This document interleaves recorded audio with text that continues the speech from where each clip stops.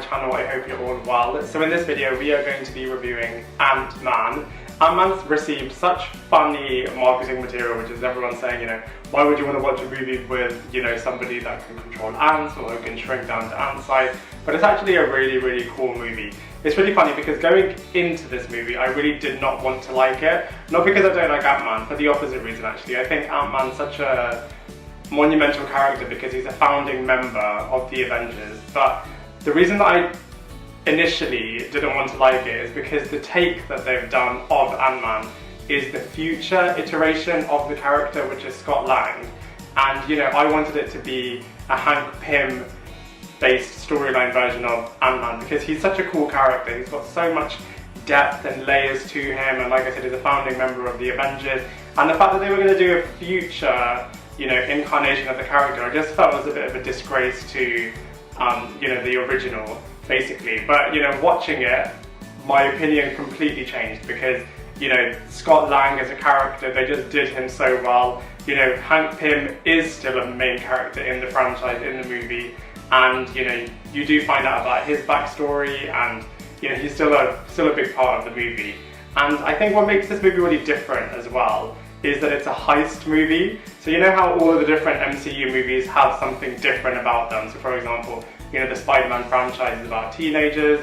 You have the Iron Man franchise, which is about technology. You have the Thor franchise, which is all about like Asgard and kind of like the Asgardian world. And then you have Guardians of the Galaxy, which is about like a space type movie. And then you have all of the different incarnations. Doctor Strange is all about magic, etc. So I guess they were looking at how do we make Ant-Man very different to everything else, and they've made it very different by making it a heist movie. And they've just done it so well. All the other heist movies you can't really go wrong, isn't it? The Ocean's franchise is always really good, and yeah, just their take on this is really, really cool. So whilst originally I wasn't wanting to be a big fan of it, by the end I was completely sold by it. So let's dive in deeper in this movie review. Quite a lot happens in this movie, so I won't reveal too much of the storyline because you should obviously go see it. So I won't reveal too many spoilers, but I'll give like the overarching premise of it. So the movie centers around Paul Rudd's character, Scott Lang. Paul Rudd, is a comedy genius, and most of you will probably recognise him as playing Mike Hannigan, Phoebe's boyfriend from Friends. And Scott Lang is a former thief, and he has served time in jail, and he's looking to turn his life around, and he's wanting to be like a good guy, basically. He's got a daughter, he wants to provide for his daughter, and he just wants to turn his life around and just lead a straight and narrow life, basically. Meanwhile, at the same time, we have Hank Pym's character, who's a bit older than previous incarnations of his character as part of the Avengers, and he used to be a former scientist in S.H.I.E.L.D. And then left S.H.I.E.L.D. because they were going to find out about his special technology that he's created called Pym particles, which allows people to shrink down to microscopic size, which is where the whole franchise of Ant-Man has come from. So he left S.H.I.E.L.D., set up his own company, Pym Technologies, and in his new company, his former protege, Darren Cross, and his daughter are basically forcing him out of the company because they want to recreate his Pym particles and use it to do bad things, basically. So Hank Pym is trying to find a way to get back into his company and to steal Pym particles from Darren Cross, and wants to work with Scott Lang because he's a former thief and he's probably got a good way, based on his history, to kind of infiltrate Pym Technologies and steal Pym particles back. So that's kind of like the overarching premise of the movie, and it's just, it's got quite an elaborate storyline, but it's just told and executed in such a funny, comedic way. So yeah, it's definitely a joy from start to finish.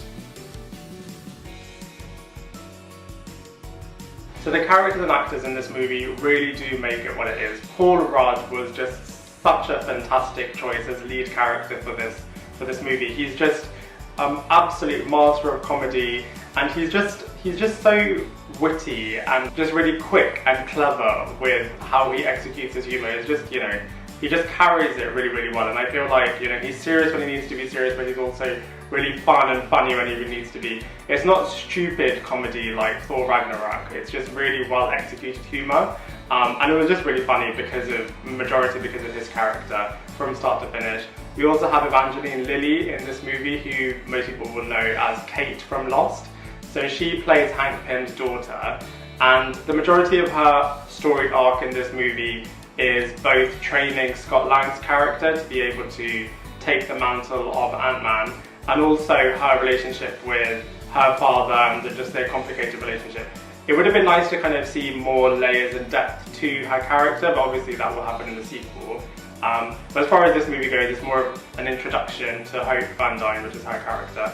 And then Michael Douglas obviously plays the original Hank Pym.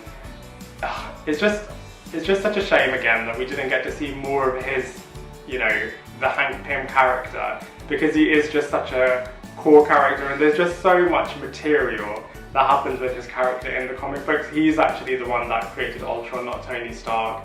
He goes through loads of different characters, loads of different mindsets, and kind of suffers from mental health, and there's just so many layers to his character. It's just such a shame that it's not explored more, and that he wasn't given the opportunity to kind of be the character that we know in the comic books. But that said, they do respect the fact that Hank Pym is the original, and he does guide Scott Lang's character as like a mentor figure.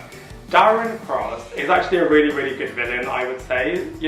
A lot of comic book movies suffer from not having a strong villain, and I feel like Darren Cross is actually a really menacing villain. He's just so focused on recreating these Pym particles. He doesn't matter, he doesn't care who he's stepping over to kind of achieve his aim.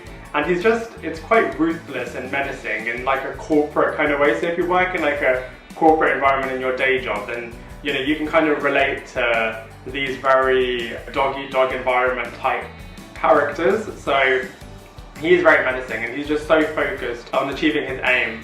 And the other villain of the movie is kind of Yellow Jacket, which is kind of like a rival to Ant-Man using the Pym particles. And it's just that as well is like Yellow Jacket's character is actually another incarnation of the Hank Pym character, because it's when he kind of explores going evil, basically. So it's just another reason for why the Hank Pym character is just so great. But as a villain, the Yellow Jacket character is a big threat to Ant-Man. So that kind of relationship between hero and villain is done really, really well in this movie.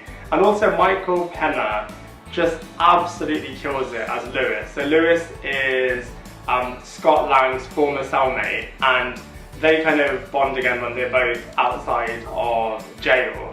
And Michael Pena's character, honestly, is just so funny. Just the way that he just executes his humour, the way he has a style in the movie of kind of telling stories, and how you kind of go into his mind while he's doing that. It's just really, really brilliantly executed. So the characters and the actors in this movie are just phenomenal. The visuals in this movie are really, really cool. Obviously it's called Ant-Man, so there's going to be a lot of times where the main character and other characters are shrunk down to size, and you can kind of follow them while they're at microscopic size. So it's got a lot of Honey, I Shrunk the Kids vibes to it, which is just really, really funny, kind of just seeing what these characters do while they're miniature size. And also, because it's Ant-Man as well, the character of Ant-Man is able to control ants and to kind of get them to do what he wants them to do. So it's kind of got a bit of a Bug's Life vibe to it as well. And I'm not going to ruin which character it is, but look out for another movie / toy reference, which is just so funny. If you look at the trailer, you'll see what I mean. But it's just absolutely hilarious. There's just one scene where this kid's character toy is just it's just part of a fight sequence, and it's just absolutely hilarious. You just can't stop laughing when you see this particular fight sequence. So in terms of the powers, in terms of just the new take on something that hasn't been part of the MCU before, just firstly the heist part of it, and then secondly just like seeing things being completely shrunk down to size. So, you know, from that point of view, it's really cool. And as a result of that, the angles and the camera work has to be really intuitive and really innovative. So from that point of view, it's a real joy to see it from a visual perspective. So Ant-Man compared to the other, you know, Marvel solo outing movies, I actually think, you know, it's definitely up there as being one of the better ones, you know. Compared to Spider-Man, Iron Man, Thor, Captain America, etc., it definitely holds its own. And I'm really pleased that, you know, the movie producers have finally given Ant-Man the attention that it deserves. Like I said before, you know, Hank Pym, Ant-Man, founding members of the Avengers and really big characters within the whole comic book universe.